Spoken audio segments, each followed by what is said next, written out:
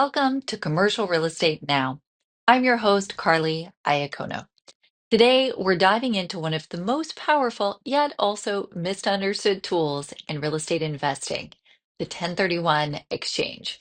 Used correctly, a 1031 can help you grow wealth tax deferred, reposition your portfolio, and scale faster. Used incorrectly, it can blow up a deal, trigger a massive tax bill, and limit your investment flexibility down the line. Let's walk through the top mistakes investors make in 1031 exchanges and how to avoid them, whether you're just starting out or are on your third or fourth deal already. Mistake number one, missing the deadlines. This is a big one and unfortunately one of the most expensive. You have 45 calendar days from the sale of your relinquished property to identify potential replacements.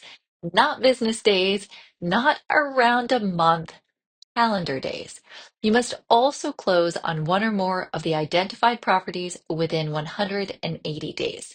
Miss one of those deadlines by even a single day, your entire exchange is disqualified. You'll owe taxes on all the capital gains, depreciation recapture, and possibly state tax as well. Pro tip, start your replacement property search before closing on your relinquished property. Sophisticated investors often have backup options lined up in advance to stay flexible. Mistake number two, mishandling property identification rules. Most investors use the three property rule, where you can identify up to three potential properties of any value. But there are two other rules. The 200% rule lets you name more properties as long as their total value doesn't exceed 200% of what you've sold. The 95% rule requires you to actually purchase 95% of the value you identify. Where people go wrong is misapplying these rules. They list too many properties or the wrong structure, or they vaguely describe properties, which can get rejected by the IRS. Be precise, use legal property descriptions, full addresses, and stick to a rule you fully understand. Never try to game the system. It's just not worth the risk. Mistake number three, touching the proceeds once the sale of your relinquished property closes. You cannot receive or control the funds at all. If the money hits your bank account, even briefly, the exchange is dead.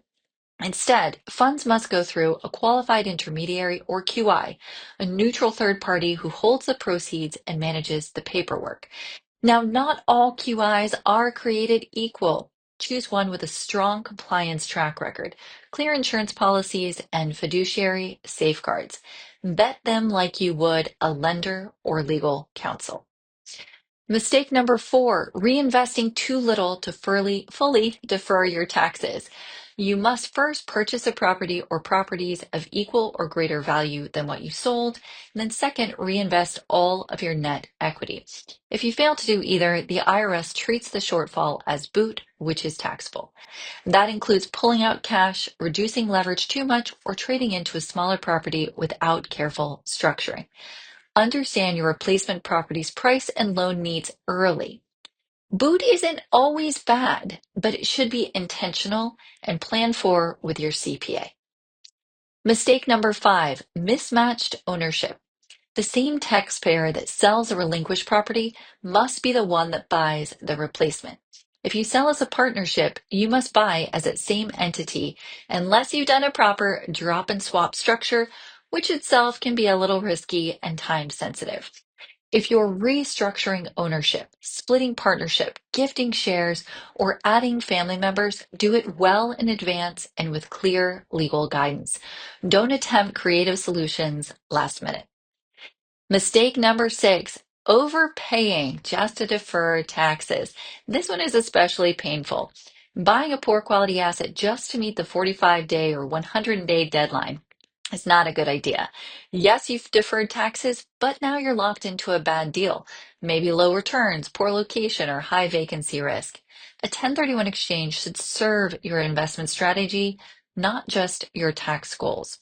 A well-located cash flowing property that fits your risk profile is worth more than a rushed acquisition. Mistake number seven, failing to plan for the long term. 1031s can create a chain of exchanges, but what's your exit strategy? Eventually, you may want to simplify and exit real estate altogether or pass assets on to your heirs.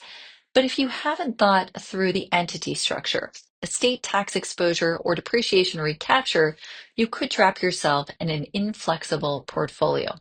Talk to your estate attorney about holding properties in a revocable trust and consider your long-term strategy early. To wrap it up, 1031 exchanges are powerful, but they're also precise. Miss one detail and the entire benefit can unravel. Work with a strong team, plan early, and make sure each step aligns with your overall investment strategy, not just your tax targets. Thank you for joining me on Commercial Real Estate Now. If you found this helpful, share it with an investor you know. As always, feel free to reach out if you want help navigating your next 1031 exchange. Until next time, I'm Carly Iacono, and that was Commercial Real Estate Now.